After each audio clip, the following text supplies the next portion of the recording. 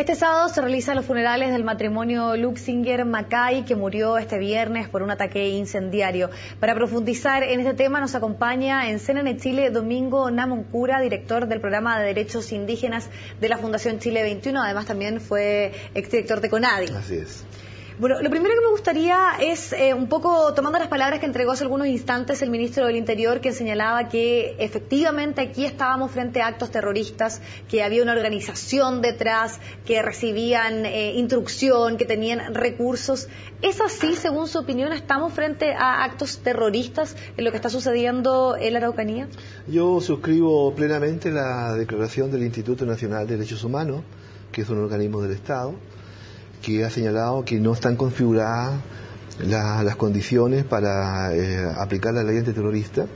Se trata de hechos delictuales graves, obviamente, pero tenemos un conjunto de medidas de tipo jurídicas, normativas, administrativas, para poder investigar estos hechos. Por lo tanto, la aplicación de esta ley aparece como una medida muy excepcional, inadecuada para el contexto en que estamos, porque genera más tensión y más distancia entre el conflicto mismo y el Estado. Entonces aquí tenemos un problema que contradice lo que el Instituto de Derechos Humanos señala. Ahora, yo quiero decir acá que en general se requiere investigar los hechos. Es importante para el pueblo mapuche que se investigue, es importante para la sociedad chilena que se investigue, y por lo tanto hay que despejar muchas preguntas que están ahí en el aire, ¿no? Y según las investigaciones y los estudios que usted ha hecho, ¿por qué no se ha podido saber quiénes están detrás de este tipo de actos? ¿Por qué ya estamos hablando de situaciones complejas en la Araucanía en los últimos 20 años, desde los años 90 que hay conflictos, pero particularmente lo que ha sucedido en estos últimos días era algo que no habíamos visto en el último tiempo? Y no hay ninguna, podríamos decir, información concreta. Cuando se señaló que habían grupos que, por ejemplo, financiaban a quienes estaban detrás de estos actos violentos, por ejemplo, se mencionaron a las FARC, entre otros, pero nunca se ha podido comprobar nada, nunca se han tenido antecedentes. ¿Es ese el gran problema para avanzar en este tema? No, el gran problema para avanzar es que efectivamente los organismos policiales y los servicios de inteligencia puedan dar con los antecedentes concretos que permitan establecer la verdad de los hechos. Los servicios de inteligencia americanos consultados en el año 2010 ya despejaron, ellos son mucho más especializados, despejaron cualquier vínculo de núcleos indígenas chilenos con instituciones como el FARC u otras entidades, y menos nexos internacionales. Esta situación está bastante localizada, quiero decirlo, ¿eh? Aquí no está la región de la Araucanía completamente afectada. Estamos hablando de Ercilla, Lautaro, Para las Casas, Vilcún. No es más que 3, 4, 5 focos concretos. Lo que hace más cuestionable aquello que el propio senador Espina señaló, cuando él dijo que aquí hay falencias en los organismos de inteligencia. Y mire usted, se habla de 100 a 120 personas supuestamente involucradas como responsablemente en estos hechos. Y sin embargo el ministro del Interior hoy día confirma que en la zona hay 400 policías, 40 funcionarios de la PDI altamente especializados en temas de terrorismo o acciones violentistas, o como ellos lo denominan. Se está pidiendo, incluso lo dejó entender el ministro hoy día, hace unos minutos atrás, la colaboración. Él habla de entidades residuales de las Fuerzas Armadas. Uno sabe qué significa eso, ¿verdad? Y en consecuencia, con toda esa masa de profesionales, 24 horas al día, bueno, todavía no sabemos quiénes son los responsables de estos hechos, si son un grupo absolutamente minoritario en el decir del ministro. Entonces, el país tiene derecho a exigir que se movilicen todos los recursos para llegar a la verdad. Claro, pero la pregunta que uno se puede hacer, por más vacía que sea, es ¿por qué no se ha logrado saber nada? ¿O hay aquí tal vez que las policías no están lo suficientemente especializadas, o se ha descuidado, se ha dejado el tema de lado? ¿Por qué durante todo este tiempo no hay ningún antecedente, o por lo menos en concreto? Porque también otra de las problemáticas que hay es cuando se invoca la ley antiterrorista, o cuando han habido una serie de juicios, no han existido pruebas tampoco. Entonces es una situación que finalmente termina muchas veces en nada para un lado y para otro. Así es.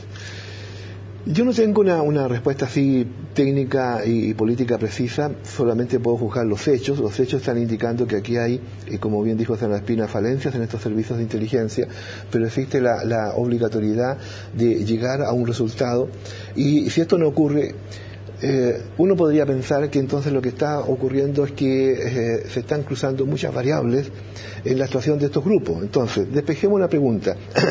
¿Son grupos indigenistas radicalizados que están actuando frente a estos hechos? No necesariamente. Puede haber algún indígena, sin duda, que cree que el camino de la violencia es el más necesario para obligar al Estado a responder compromisos pendientes. Muy bien, pero esa no es la política del pueblo mapuche, ni de los pueblos indígenas de Chile. Es la situación particular de un individuo o un grupo de individuos. Esa es una tesis. Pero la otra tesis, ¿no se descarta que hay un aprovechamiento de otros grupos, de otros intereses? Voy para allá. Hay una segunda pregunta. Si no son indígenas, pero igual actúan y aparecen no indígenas, entonces aquí línea política, ideológica o de intereses pertenecen estos actores individuales. Unos para exacerbar las contradicciones desde el punto de vista ideológico, otros para atizar las tensiones, otros para aprovechar las circunstancias. No sabemos. Entonces, lo importante es que efectivamente se llegue por todas las vías a establecer quiénes son realmente los responsables. El pueblo mapuche ha reclamado constantemente de que en algunas ocasiones hay infiltración en sus comunidades, de gente extraña que no tiene nada que ver con la cultura mapuche, pero no solamente infiltración desde el punto de vista de gente que dice ser solidaria con la causa, actuando con mecanismos violentos, sino que también infiltración de actores que probablemente pueden generar esta sensación de agudizar las tensiones, ¿verdad?, para generar un clima en el país de odiosidad, de conflicto, ¿verdad?, y obligar al gobierno, qué sé yo, a entrar en una negociación y comprar más caro, por ejemplo. Puede ser, ¿por qué no? Entonces... Pero usted no hay que descartar ninguna hipótesis. No, es que en términos de investigación no se puede descartar ninguna hipótesis, y por eso que esto no se puede imputar colectivamente al pueblo mapuche. ¿Cómo se avanza cuando vemos a dos grupos? Por una parte, los agricultores que señalan que ya no tienen confianza en el Estado, que ya se sienten totalmente decepcionados y que muchas veces han amenazado con ellos mismos tomarse las armas por sus propias manos. Y por otro lado también, al pueblo mapuche que está aburrido de la estigmatización, que también señalan que aquí hay prejuicio, y además también que ayer fueron algunos sectores manifestaron su molestia porque dicen aquí cuando se mueren dos agricultores va el presidente, va el ministro del Interior, pero cuando no ha habido muertes de mapuches aquí no se ha actuado de la misma forma. ¿Cómo se avanza cuando se pierde la confianza por parte de los dos principales grupos justamente en el Estado, que tiene que ser un garante? No se aplica el mismo rigor. Ayer mismo un grupo de agricultores legítimamente movidos por la emoción y las circunstancias se tomaron la ruta aquella, ¿verdad?, 5 Sur, y estuvieron 45 minutos, casi una hora, interrumpiendo el tráfico a vista y paciencia de fuerzas policiales. Si eso lo hubiera hecho un grupo de una comunidad mapuche, no le quepa la menor duda que a los 5 minutos las fuerzas policiales intervienen con todo. Entonces uno dice, bueno, ¿hay equidad en el tratamiento de la investigación? ¿Hay equidad en la investigación de estos hechos? ¿Hay equidad en la forma como el Estado y el gobierno actúan frente a una demanda histórica? Evidentemente que es complejo. El presidente viaja, se reúne con las autoridades, se reúne con los empresarios, se reúne con 6 o 7 mapuches de la red de confianza gubernamental, pero no anuncia 7 medidas extremadamente policiales todas, ¿verdad?, seguramente para el gobierno necesarias de aplicar, y esperamos que esas medidas permitan llegar a la verdad, si es que eso es lo que se busca.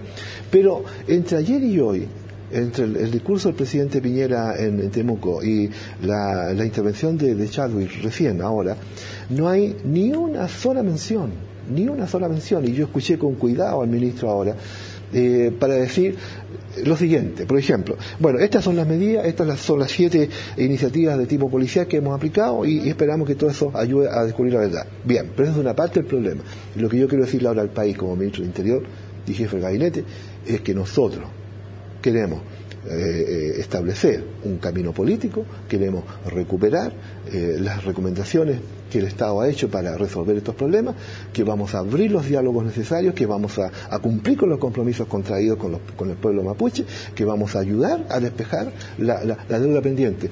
Nada de eso aparece ni en el discurso del presidente ni en el discurso del ministro. Todo lo que aparece es violencia, terrorismo, extremismo, unidad para enfrentar la violencia, dice el ministro hoy día, le pide al país, se reúne con los presidentes de partidos el lunes, ¿verdad? Pero en ninguna parte de entre ayer y hoy dice vamos a entrar a resolver los problemas que están pendientes. ¿Es ese tal vez uno de los grandes problemas, la falta de voluntad política, la falta de intención de avanzar justamente? Ese es el gran problema, ese es el gran problema, que yo veo que no hay comprensión en el oficialismo de la magnitud de las demandas indígenas que están hoy día puestas en la sociedad, que no es solamente superar la pobreza, que no es solamente entregar algunas becas, construir algunos caminos, entregar algunos créditos. La demanda indígena hoy día es de superior calidad, está representada en el convenio 169 de la OIT, que es ley de la República, que no se ha cumplido en estos 3 años que llevamos de gobierno. La demanda indígena es por derechos sociales, políticos, integrales, pero culturales. Puede ser que haya una diferencia muy grande entre lo que se está exigiendo y la voluntad que tienen, por ejemplo, los distintos gobiernos de entregarle, por ejemplo, una cierta autonomía que ellos exigen, jurisdiccional, por ejemplo, también tener cierta autonomía también económica y representar o más bien acercarse a situaciones que se dan en otros países, como se puede ver en Estados Unidos, como también vemos en otros países de Latinoamérica, Finlandia, que hay una representación Colombia, también en el Parlamento, claro, sí, hay un montón para nombrar como ejemplo. Pero efectivamente, ideal hubiera sido que el presidente ayer hubiera dicho en Temuco, vamos a exigir al Congreso Nacional, vamos a hacer todas las gestiones para que se apruebe el reconocimiento constitucional de los pueblos indígenas que está pendiente hace 20 años. Ya, uno dice, bueno, algo es algo, ¿verdad? Vamos a enviar al Congreso las leyes necesarias para que los indígenas tengan representación en el Estado, ¿verdad? Y se abra una ley especial para que se elija senadores y diputados indígenas para que representen a los pueblos indígenas en el Congreso Nacional. Vamos a enviar una ley para crear el Consejo Nacional de los Pueblos o el Parlamento Nacional Indígena para tener interlocución con ellos. Vamos a invertir los recursos para comprar las tierras que están pendientes y transferirlas. No, nada de eso. Entonces yo digo, aquí hay falta de voluntad política, y cuando hay falta de voluntad política, lo que empieza a ocurrir es la decepción, la frustración, la desesperación de gente que dice, bueno, yo llevo 50 años, llevo 100 años esperando, ¿y cuándo a nosotros nos van a dar una respuesta? Y si la respuesta es ley antiterrorista, más represión, más militarización de una zona, más detenciones de mapuches, incluso hasta por sospecha, y después los tribunales lo absuelven porque no hay mérito, entonces tenemos un problema en que el conflicto no lo generan, permítame decirlo en un par de segundos, el conflicto no es de los pueblos indígenas, el conflicto es del Estado con los pueblos indígenas, y mientras tanto el Estado, gobierno, parlamento, poder judicial, no entiendan que este conflicto viene de hace muchos años y que está en las manos del Estado resolverlo, esto va a entrar en una espiral incontrolable. Domingo Namencura, queremos agradecerle muchísimo haber estado junto a nosotros abordando este tema que está en la contingencia, pero que sin duda tiene muchas aristas que es importante conversar. Muchas gracias a ustedes por su sensibilidad en este tema. Los invitamos a ustedes a que continúen junto a nosotros. Hacemos un alto, pero ya estamos pronto de vuelta acá en CERNET Chile.